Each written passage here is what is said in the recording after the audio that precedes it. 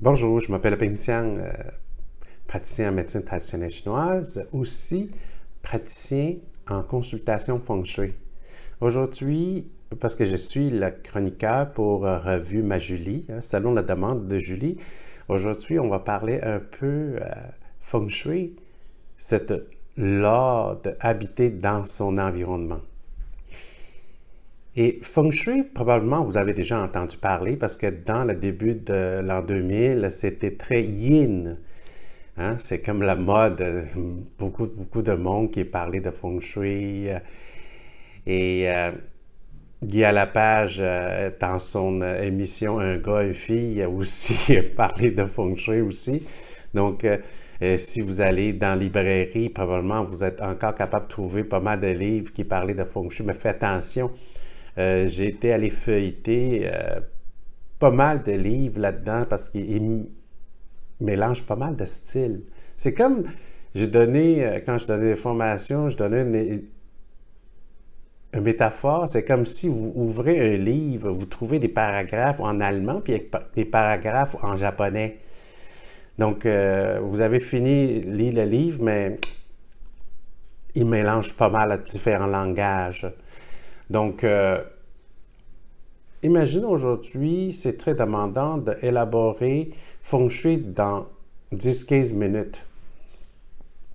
Donc, je vais droit au but. Quand on parlait de feng shui, on parlait de champ d'énergie.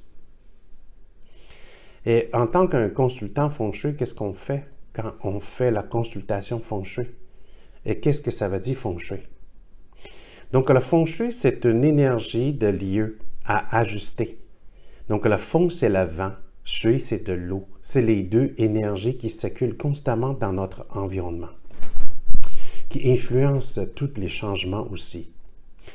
Et quand on parlait de feng shui, il faut rendre compte de toutes les vibrations, l'énergie, parce que différentes matières, c'est juste les différents composants d'énergie. Dans la loi des 5 éléments, c'est clairement nous indiquer c'est quoi le lien, la relation entre eux, l'engendrement et le contrôle.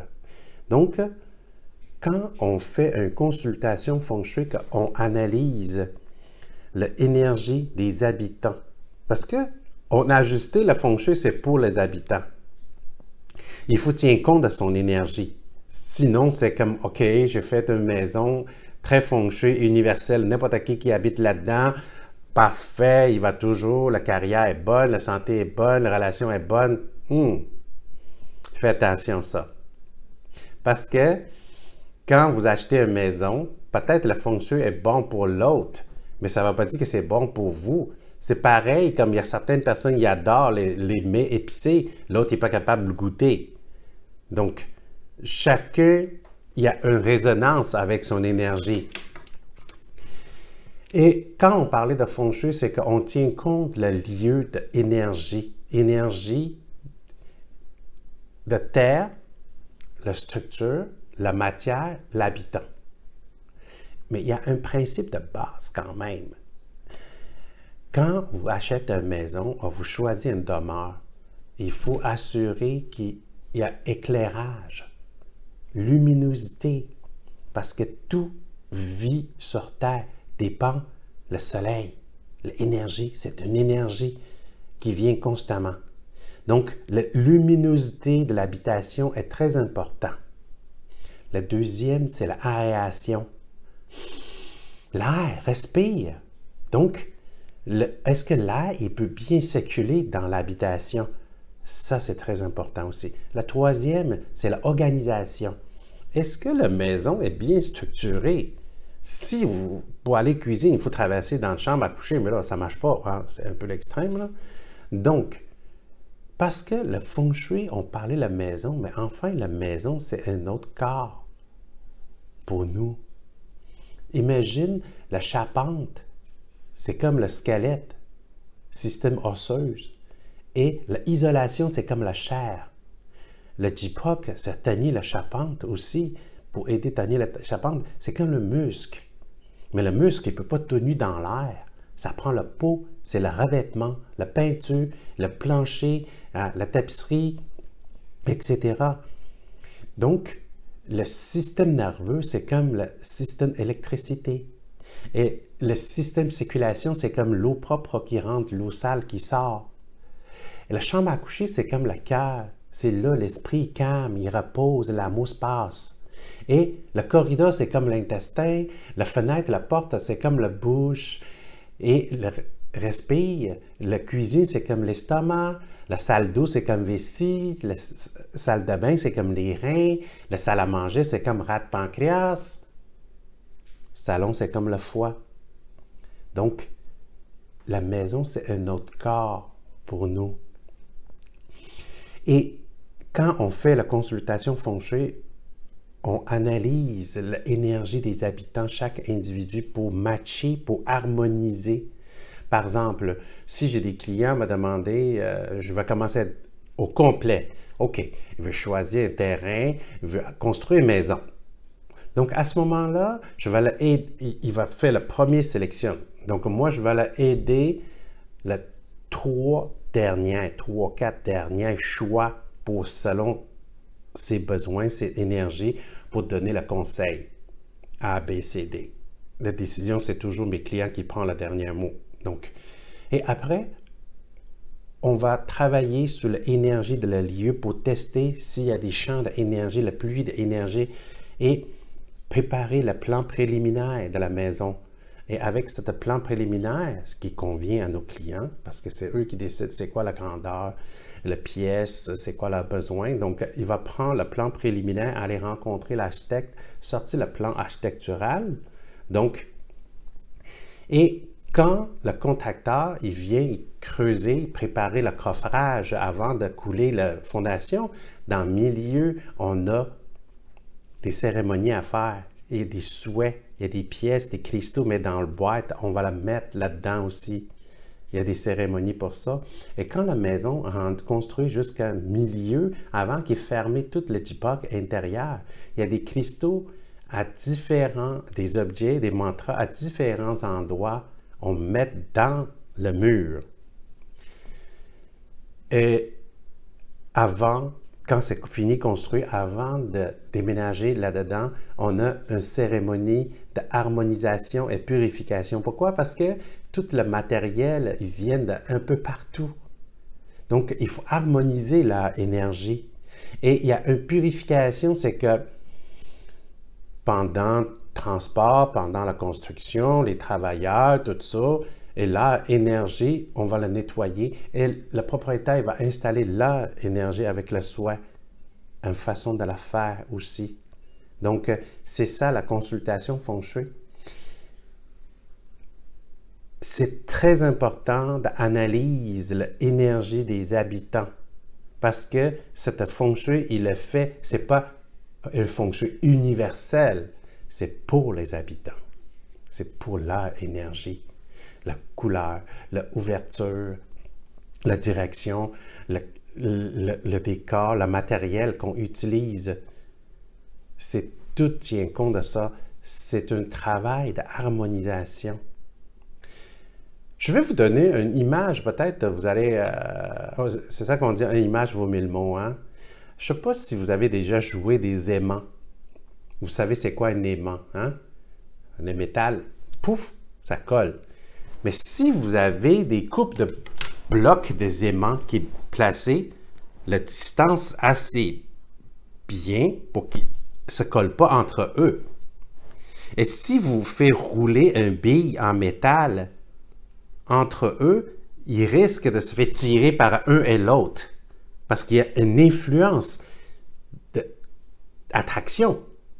Mais nous, on ne voit pas ce champ magnétique. Hein? Mais le bille, il sait. Il se fait influence. Ça, c'est un exemple assez extrême. Mais maintenant, si nous, on marchait dans ce champ, gros bloc des aimants, on marchait dans ce champ, on ne se fait pas attirer par un aimant comme ça. Mais est-ce que vous êtes d'accord avec moi? Ce champ d'énergie, il y a une influence pour notre corps, pour notre énergie, pour notre état de santé. Et ça crée une influence dans qu'est-ce qu'on pense, qu'est-ce qu'on fait.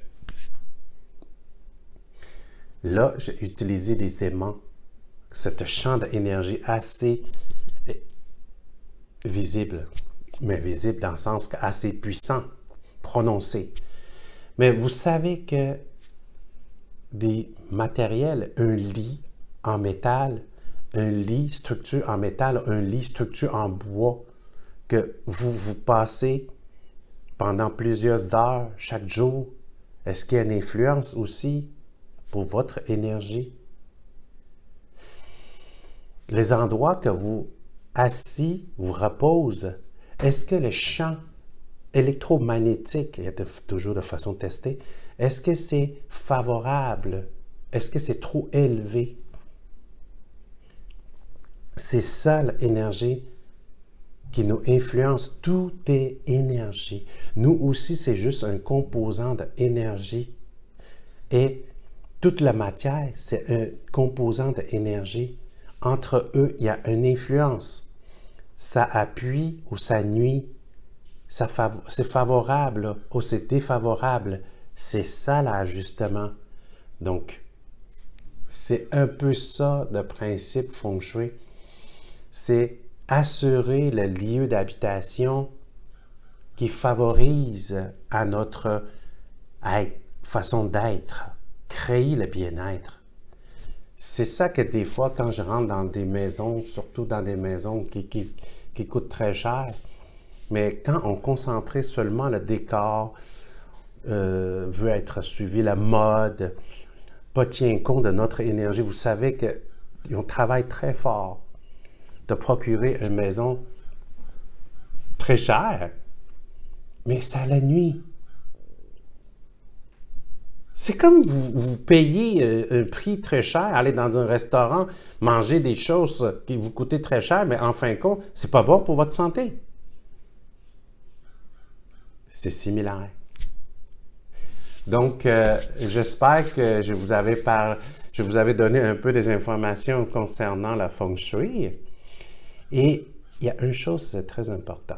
Mais là, les gens, ils commençaient à regarder la maison alentour.